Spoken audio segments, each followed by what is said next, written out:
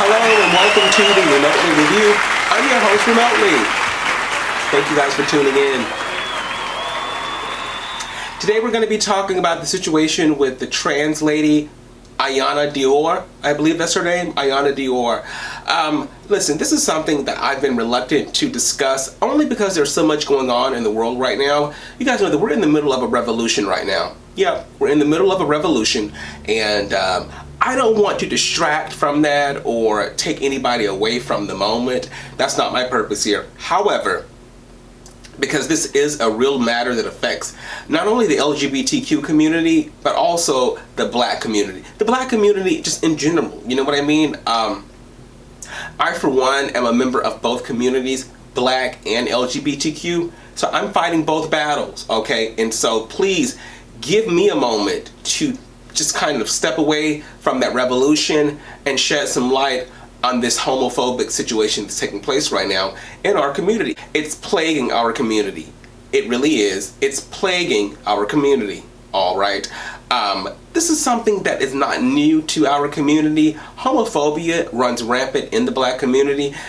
I need to add that this is not limited or exclusive to the black community. There are other communities, minority communities, and majority communities. There's people in the white community, in the Latino community, the Muslim community, like people who just simply do not jive with homosexuality, bisexuality, transsexuality. Like, they don't deal well with alternative lifestyles, okay? They just don't. It's shunned upon in some communities. It's just simply not respected. In some communities, you're exiled and banned from the community altogether. You are pretty much summoned to hell, okay?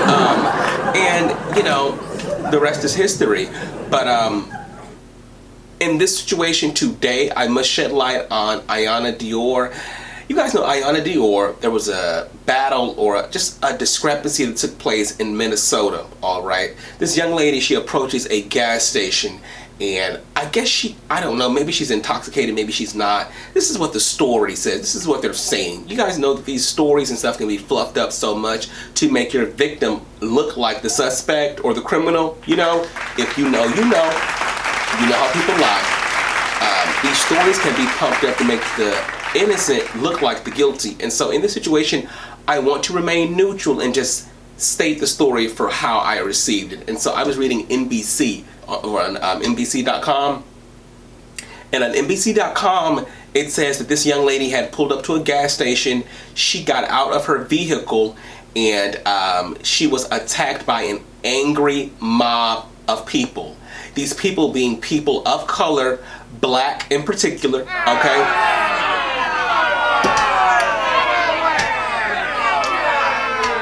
They say it was some black people. A gang of black guys, a couple of girls in there who approached this young lady. They were belligerent, just out of control, wild-like, you know what I mean?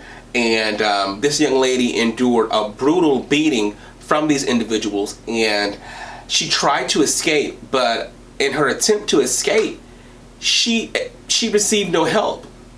She received no help. She had gone into the gas station, the convenience store, and asked the convenience store worker to dial the cops, and this convenience store worker refused to dial the cops for this young lady. Now, the only thing that I can attribute that to is the fact that he could look at this girl and tell that she was a transsexual, and because of that reason he discriminated against her and basically reduced her down to nothing and kind of assumed that she didn't need any help. I think that's wrong. I think that's disrespectful. You know what I mean? I think that's inhumane. I think it's inhumane. Okay, and so while we're out here talking about cancel this person, cancel that, you know, this cancel culture is running so rampant right now, how about we cancel that guy who's running that convenience store, okay? You know what I mean?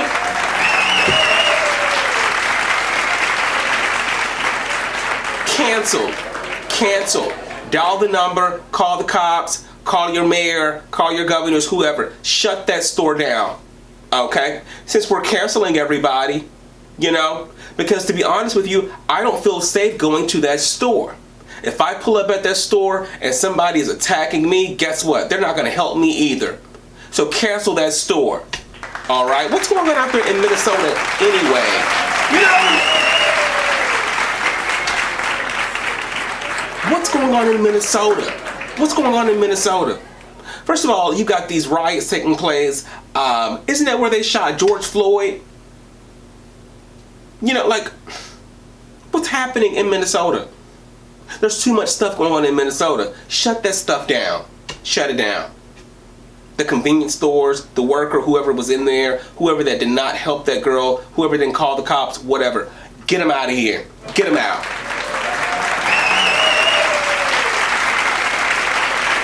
And so Iyanna Dior, she's about 20 years old, a young trans person, okay? And so she's still learning.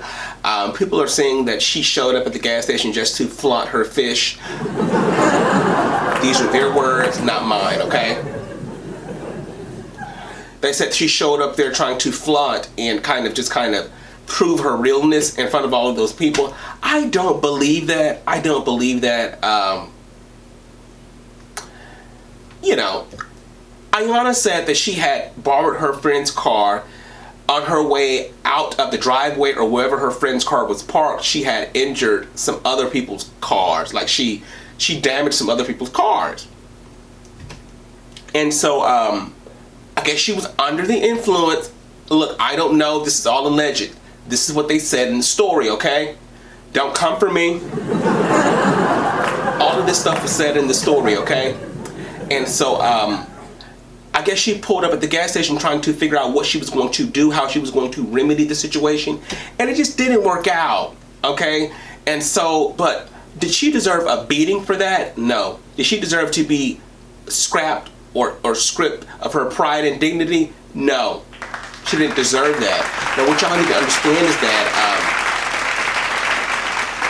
in order for the black community to move forward and get all of this equality that we're asking for and be treated like equals and fairly and all of that stuff, we have to bond together and be strong as a unit before we can move forward and get all of this stuff that we're asking for. Am I right or am I right? We have to be strong as a unit, okay?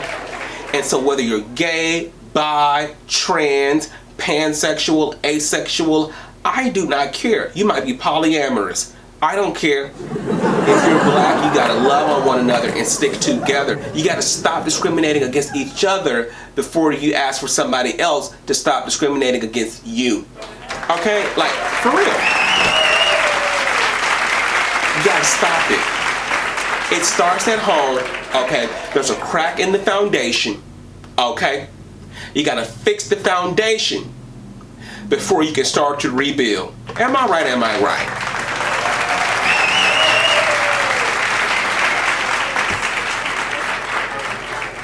Fix the foundation. Fix the foundation. I'm not going to go too deep into it. I think Billy Porter did enough. I think Billy Porter said enough in his statement. If you guys did not hear what Billy Porter said, go to Billy Porter's Instagram, YouTube, whatever. You can hear what Billy Porter said on this. He summed it up quite eloquently. Okay, he said it quite well. Billy Porter had written, I don't write anything down, okay? I sit here and I just shoot straight from the hip to you guys. But Billy Porter wrote his stuff down and he read that to you guys. And what he said was so on the mark. It was so eloquent. It was so well stated. You need to understand what you're dealing with before you even try to touch it. Okay? People are attacked, they're scrutinized, they're ridiculed, they're bullied, and all of that stuff just because of their sexuality. And it's not okay. It's not fair. I don't care what skin color you are. Black, green, blue, purple, orange, brown, whatever. It is not okay. Discrimination is discrimination is discrimination is discrimination. Period.